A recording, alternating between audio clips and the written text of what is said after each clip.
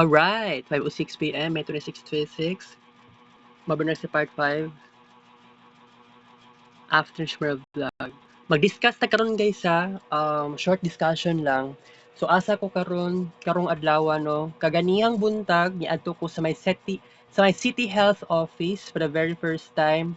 Nagpa-consult ko sa doktor. Ang department niya is General Practitioner or GenPrac. So anyway, kung ano ka ng wala naman ang ako lang tang ipa-check up no kung confirm ba ang diagnosis ako ang mild autism kay ang doctor dito sa psychiatrist gitagaan manggugog reseta ariprazole. Oo. So ang gi-advise ako sa doktor sa GenPrac mag-wait ako sa schedule which is appointment date sa July 30 sa APBM. So yes, I have to wait, I have to be patient. Wala pa gyud ko'y psychological exam kung mao ni nagpapatunay nga naa ko'y mild autism or basin dili siya ingato ka confirm, right? So mahulat lang gyud ta. Mahulat lang gyud ta. And then pagkahuman ana is pagkahuman nako dito sa City Health Office or CHO, diretso kog SPMC kay niadto kog triage despite nga alas 11 na kaayo sa buntag kay bawal na baya 11 AM onwards moadtog triage para moadto sa ophthalmology. So nagpa-optal ko karong hapon. So gitawag ko sa doktor alas 4. Pero ang akong panan-aw is medyo blurry na siya ikumpara last year. So ang gitambag sa ko sa doktor is mag-change na daw ako ng lens. Pero asa ko pwede magkuha na ni kwarta. Dili libre ang lens dito. Oo. Pero anyway, okay raman I mean kailangan nako og 500 pesos. Palit ko og eye drop. Isa lang ka bottle, 300 ka book drops para sa mata.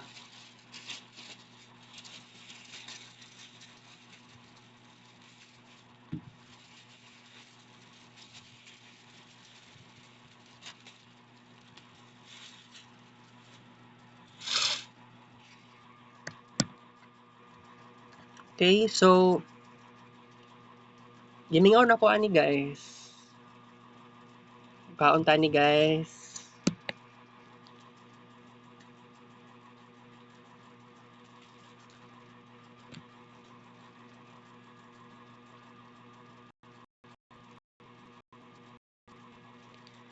Grabe, gimingaw na ko sa Graham Bar. Mag-discuss ta ginagmay ra.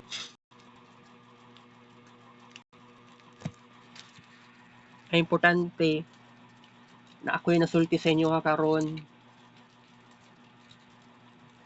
Kaya 'di ba, ningon ko sa inyo already before nga ang atong diskusyon on phone na episode dili na gid siya halos maadlaw-adlaw. Wala naman ko nag-overthink sa kuang problema. Isa pa, graduate naman ko. Pero no, ang atong gobyerno sa tuang nasod, mo lagi ang problema. Saon man nato ni di man nato makontrol, 'di ba, ang sistema sa tuang nasod. 'Di ba? Di man gud nato ma-blame ang mga Pilipino. Gi-vote nila si BBM. Karon unsay nahitabo? 'Di ba? 2022 grabe ang worry nako. Unya ang ingato nga klase nga worry abi ninyo delusional lang to nako. Tinuod di ay kining unom ka tuig na administration ni BBM kuan gyud disastrous ni sa tuang mga Pilipino. Di ta swerte ani sa panahon ni BBM. Nya giboto ninyo so wala koy mahimo. Wala ko'y choice, giboto man gud sa mga tao. Di man pud na ako ma-blame ang mga Pinoy, dako silang trust kay BBM, unya si BBM balos niya sa mga nagboto sa iya murag wala ra man.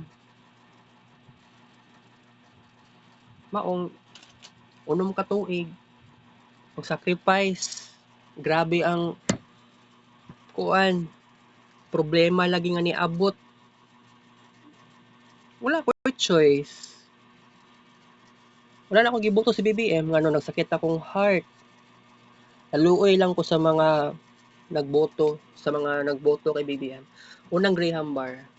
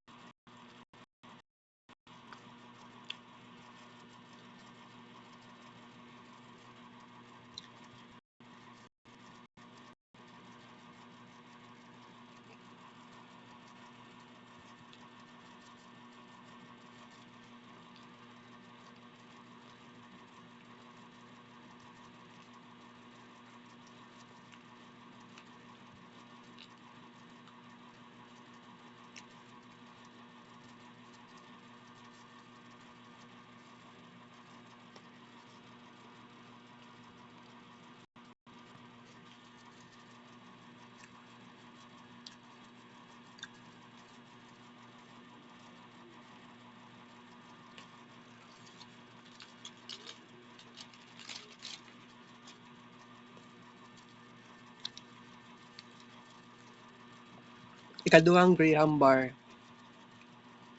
Nag-research ko kagahapon ba about sa Graham Bar. Di ba mango float man ni siya gikan no? Tingala pug ko kay kinsay nangutana ako, nag-search ko sa Google, kinsay nag-imbento ani. Yang tubag manggod kay wala day official kinsay nag-imbento ani.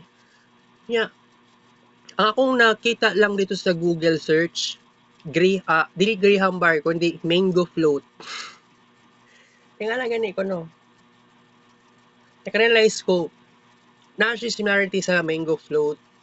Wala na ko siya na-imagine.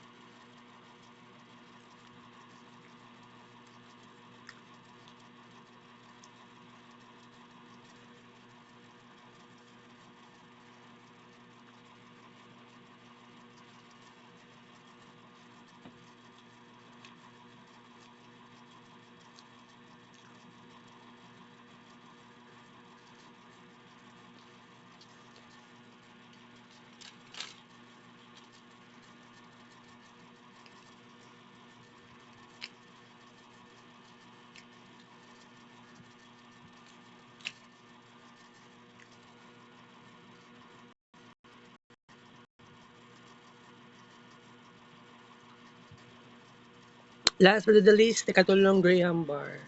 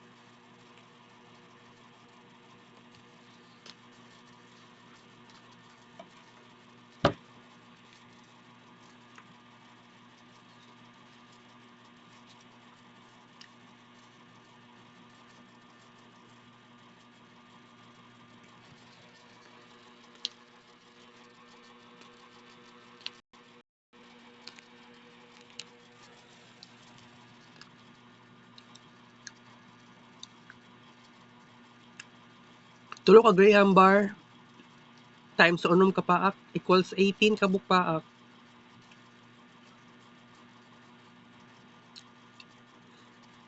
Sige ko walking. Di gyud ko mamayat ani. Sa kadaghan akong kaon, wala akong nagakalde. Anyway, kaganiha sa SPMC nagkuan jud ko guys kanang himo na lang jud kog kids paint. Dedicate na ako para sa vlog the internet cafe because para unyang gabi iwa na ko'y buhaton. Pero the possibility ani basin maka-upload ko mugawas kog balay. Kailangan ko moadto og sa piso wifi. Same sa naitabo gahapon.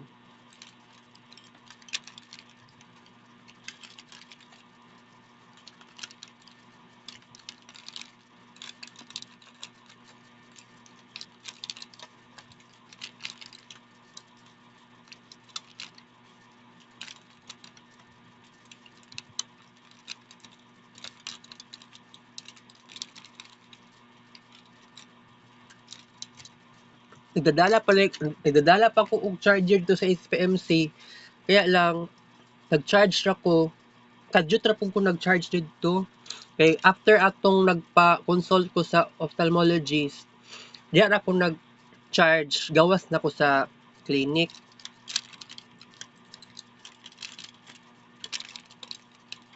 Nasulod sa clinic sa Opta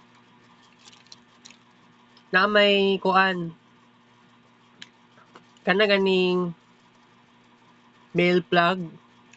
Di ko ka-charge kay naalihan siya sa lingkuranan. Nya saan man po na ako isbog sa lingkuranan dagan kayong mga naglingkod dito nga pasyente. Respeto na lang budta sa mga other patients. Adjust lang noon ko. Anyway, kining sa Graham bar tag 25 pa ning isa karon. Pag abot daw sa June, patasaan na nila ni maabot nog 30 pesos. So mintras wala pa ta sa June, ni adlaw-adlaw na to nigpalit. So up to May 31. Oo. Pero the question here, di ba everyday ko nagpalit og Graham bar. Ngano wala tay segment para sa Graham bar? Kay actually bag-o lang jud ni na ginakaon na ko gi-crave. So same sa naitabo tong last 2 years ago, nag-crave kog peanut butter. Pero wala siya na under sa vlog the peanut butter. Instead, vlog the healthy eating. Kaya ang peanut butter, gikan siya sa peanut, which is kato nga kuan mani na sa tawag na gi-process, gigiling. 'Di ba healthy na siya na pagkaon, 'di ba? I think with or without butter. So wala na naisip na ako nga vlog di peanut butter. Kini naman sa karon about sa Graham bar ngano wala nag-vlog ni Graham bar because bag-o lang yun ni siya. Bag-o lang pug ko nakatesting ani. I mean, I think more last year niadto ko sa DSWD kay para man lang na ako'y matagaan ko financial help ba para na ma-fulfill ang financial help. Na-discover lang ako ning Graham bar dito for the very first time ni kaon ko.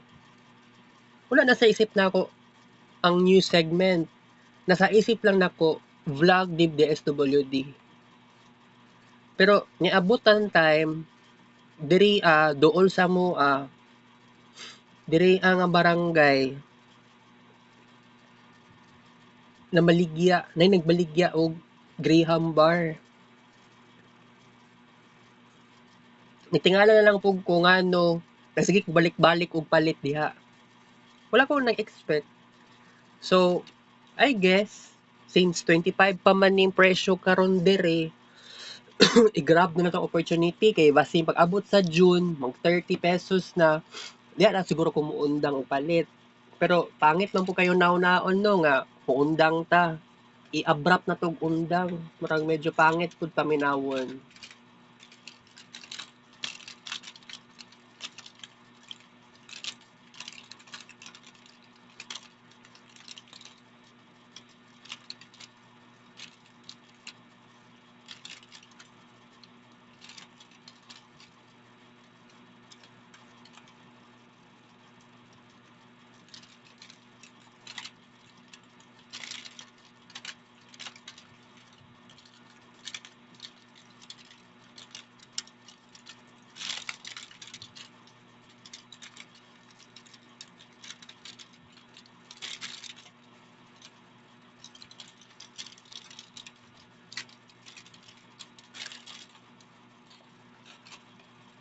Graduated ko guys, pero wala ko'y trabaho. Paita no?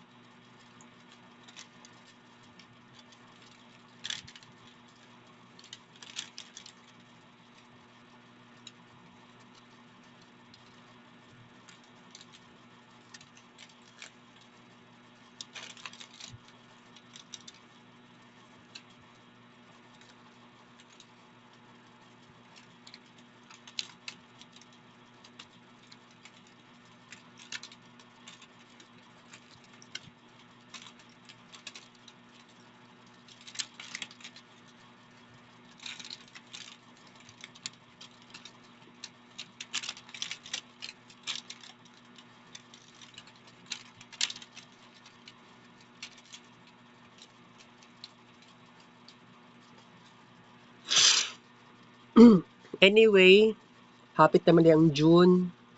Ang clearance na ako, wala pa man gyud siya officially nahuman. Kuan na lang, hapit na gyud ko nahuman ang clearance. Pero mabuang nga lagi ko ani basig sa June pa na mahuman. Okay? Ako SIT ko ba? Nakaingon lang jud ko ngano wala na ako na seryoso ang BSIT. Siguro in a right time kaya na ako ma-revisit ang mga lessons na naabot sa MUA from first year up to fourth year. No? Makuan ako na ako'y ability nga mag-revisit. Dili pa na sa karon may tabo. Kay sa tinuod lang, ang technology karon nag-boom, nag-explode, kuan siya kanang sa tawag na kanang evolve, transform, nagiging powerful na siya karon. Unlike tong before. Kay karon exponentially growth na siya power very advanced. Ingana ang pag-describe sa technology karon, 'di ba? So mao lang to guys ang atong discussion. Balik ko niya. Kita sa next vlog, take up siya.